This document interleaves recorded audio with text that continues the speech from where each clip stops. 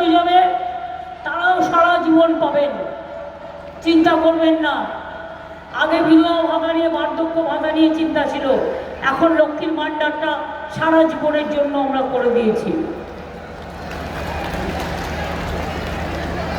আমাদের এখানে লোকপ্রশাসন শিল্পীরা যেমন সাহায্য পান, কৃষকদের মাসে বছরে 10,000 টাকা আমরা দিই।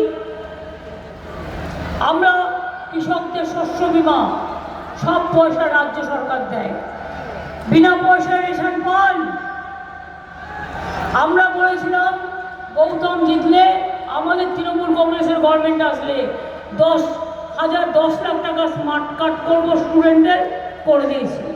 লক্ষ্মীর ভাণ্ডার করবো বলেছিলাম, করে দিয়েছি। 5 লাখ টাকা স্বাস্থ্যসাথী করবো বলেছিলাম, করে দিয়েছি। 10,000 টাকা কৃষক ভাতা করবো বলেছিলাম, করে দিয়েছি। এবার বিজেপিকে জিজ্ঞেস করুন, ইলেকশনটা তো রাজ্য সরকারের নয়, ইলেকশনটা তো দিল্লি বদলানোর।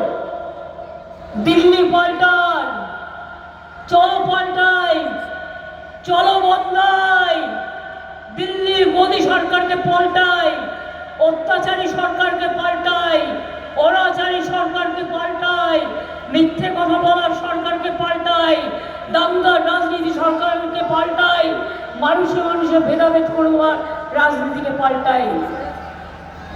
তারা আজকে জবাবটা আমি দেব না মোদীবাবু দেবেন?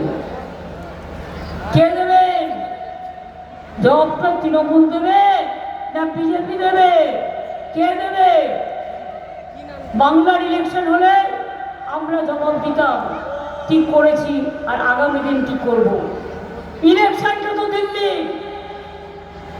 দিল্লিতে বিজেপি চলে গেলে যদি ইন্ডিয়া জোটের সরকার হয় আমরা সেটাতে নিশ্চয়ই যোগদান করব, কিন্তু বাংলায় তৃণমূল কংগ্রেস একা বিজেপিকে লড়বে, কারণ কংগ্রেস আর সিপিএম হচ্ছে বিজেপির দুপাকি, দুটো চোখ।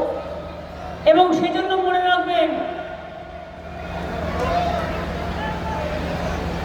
তখন যে কথাগুলো আমরা দিয়েছি আমাদের সকলের ম্যানিফেস্টো একই কথা, তখন সেগুলো নিয়ে আমরা লড়াই করব এবং সেগুলো আদায় করে নিয়ে আসার চেষ্টা করব।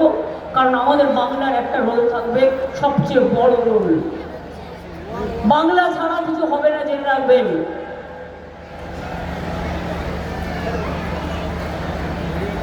নিশ্চয়ই আপনারা এনআরসি চান না?